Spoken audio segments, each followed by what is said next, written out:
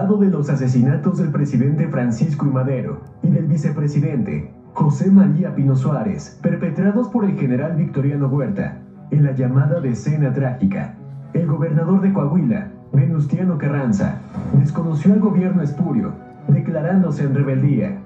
Por lo anterior, el Congreso del Estado de Coahuila emitió el decreto número 1421 de fecha 19 de febrero de 1913, que en su artículo primero desconocía al gobierno de Huerta y en su artículo segundo creaba el Ejército Constitucionalista. Citado artículo decía textualmente lo siguiente: se conceden facultades extraordinarias al Ejecutivo del Estado en todos los ramos de la administración pública para que suprima los que crea convenientes y proceda a armar fuerzas para coadyuvar al sostenimiento del orden constitucional en la República. Este documento se considera la génesis y la base legal del actual ejército mexicano, constituyendo el fundamento para el surgimiento de un ejército popular, integrado por ciudadanos en armas y que, libres en sus ideas, aceptaban la misión suprema de restaurar el régimen constitucional quebrantado por el usurpador Victoriano Huerta. El ejército mexicano tiene sus raíces en nuestra historia como nación. El 16 de septiembre de 1810, el cura Miguel Hidalgo y Costilla, en compañía de los capitanes Ignacio Allende y Mariano Abasolo, iniciaron el movimiento de independencia en el pueblo de Dolores, conformando un ejército insurgente, nutrido del pueblo que iniciaría la lucha armada contra el dominio español, lucha que continuó José María Morelos y Pavón, siervo de la nación, al igual que muchos otros insurgentes, y que culminó años más tarde, con la entrada triunfal del ejército trigarante a la Ciudad de México, el 27 de septiembre de 1821. Entre los años de 1836 y 1867, nuestro país atravesó tiempos convulsos, resultado de las ambiciones expansionistas de gobiernos extranjeros y de algunos malos mexicanos, quienes pretendían mancillar la soberanía e integridad territorial. Estos hechos pusieron a prueba la identidad, el nacionalismo y la unión de los mexicanos, y en los que se puso de manifiesto el honor, valor, lealtad, sacrificio y el amor a la patria de los soldados de México. Es así que las fuerzas militares bajo la guía de Venustiano Carranza dieron origen al actual ejército mexicano, el cual desde hace 111 años ha preservado la soberanía de nuestra nación, ha luchado para defender la integridad y hoy en día salvaguarda la libertad y seguridad de los mexicanos. En la etapa final de la Revolución Mexicana se llevó a cabo la firma de los Tratados de Teoloyucan el 13 de agosto de 1914, dando fin a la lucha armada y disolviendo al Ejército Federal, quedando el Ejército Constitucionalista como la única fuerza armada del país, integrado por el pueblo mismo, que con espíritu revolucionario luchó por la defensa de la libertad, igualdad, legalidad y justicia social. En la primera mitad del siglo XX, dio comienzo una etapa de reorganización del ejército constitucionalista para transformarlo en el ejército actual, institucionalizando a las Fuerzas Armadas de nuestro país y profesionalizando a sus integrantes, mediante la creación de distintos planteles de formación de oficiales, del que sobresale la Escuela Superior de Guerra en el año de 1932,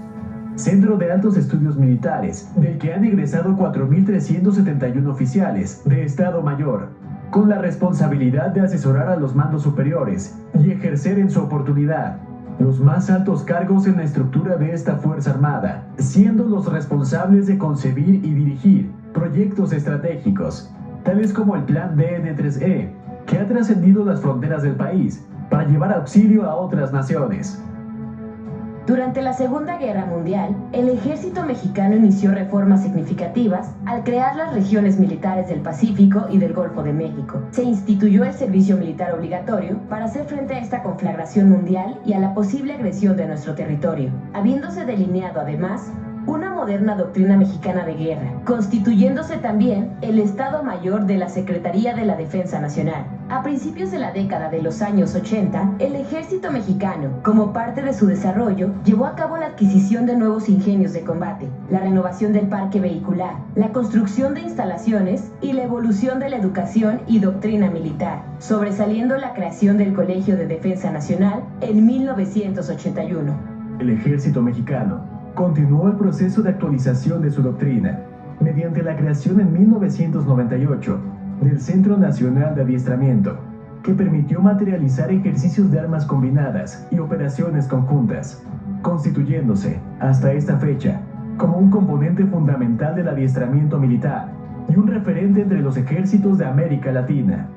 Con la entrada del nuevo milenio, surgen en el mundo nuevas amenazas a la seguridad internacional, y nuestro país no es ajeno a estos antagonismos, como son el terrorismo, la delincuencia organizada transnacional, el problema mundial de las drogas, la corrupción, el tráfico ilícito de armas, los desastres naturales y los riesgos a la salud, entre otros, los cuales demandan la voluntad, el compromiso y la atención integral del Estado mexicano, y en donde las Fuerzas Armadas desempeñan un rol fundamental para enfrentar estos óbices a la seguridad nacional.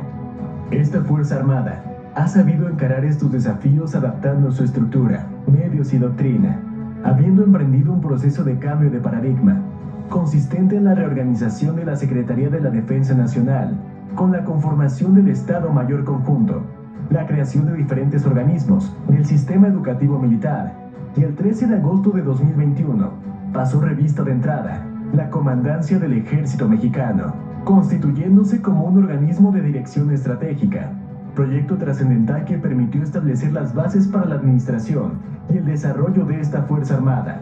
En lo conceptual, se actualizó la planeación estratégica y se elaboró su plan para el desarrollo de la fuerza, que permitirá incrementar sus capacidades en el corto, mediano y largo plazo. El compromiso de los soldados de tierra exige mirar al futuro a través de los procesos de mejora, a la par del desarrollo de nuestro país y de acuerdo a las necesidades que se han presentado. Es así como el Instituto Armado se ha adaptado y mantenido atento a los riesgos y amenazas surgidas a nivel global, como la pandemia del COVID-19, mediante la aplicación del Plan DN3E para auxiliar a la población en caso de desastres, y recientemente en Guerrero, durante el paso del huracán Otis. Actualmente, más de 144,000 mujeres y hombres portan el uniforme de la patria, cumpliendo diariamente sus misiones en todos los rincones de nuestro vasto territorio. Cabe destacar la valiosa contribución que las mujeres militares realizan a esta institución, quienes hoy en día se desempeñan en todos los ámbitos de la actividad castrense en organismos militares y más allá de nuestras fronteras, en operaciones para el mantenimiento de la paz. Es relevante mencionar que en la presente administración, 3.083 mujeres han causado alta en las filas del Ejército Mexicano,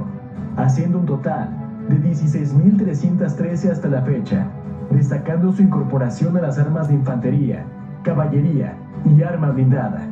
Hoy como ayer, el Ejército Mexicano seguirá siendo una fuerza de la República, una fuerza que vela por las libertades y derechos de la sociedad, siempre orgullosos de sus orígenes. Los soldados se comprometen con el pueblo de México a continuar su labor de servicio a la nación, dando siempre muestra de lealtad, unidad y fidelidad a toda prueba, porque solo así cumplen con el mandato constitucional de servir a la patria.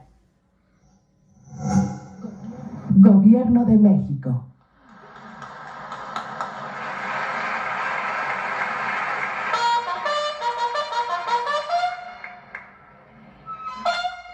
Sean tan amables de ponerse de pie.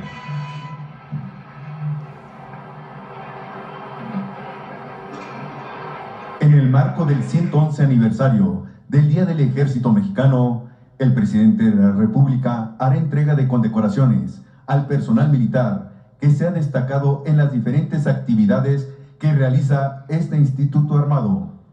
Mérito militar, por realizar actos de relevancia excepcional en beneficio de las Fuerzas Armadas. Servicios distinguidos, por su perenne entrega y lealtad a la institución, demostrando sobrado celo, esmero y dedicación en el cumplimiento de su deber. Distinción militar, en reconocimiento a los actos o hechos que hagan patente el intercambio de experiencias y conocimientos con la institución. Distinción en el desempeño del Plan DN3E. Se otorga al personal que lleva a cabo actividades de planeación, coordinación y apoyo a damnificados en áreas de desastre. Distinción de desempeño en operaciones, por participar destacadamente en las actividades de apoyo a la estructura de seguridad pública para disminuir la violencia en el país. Distinción de desempeño en adiestramiento.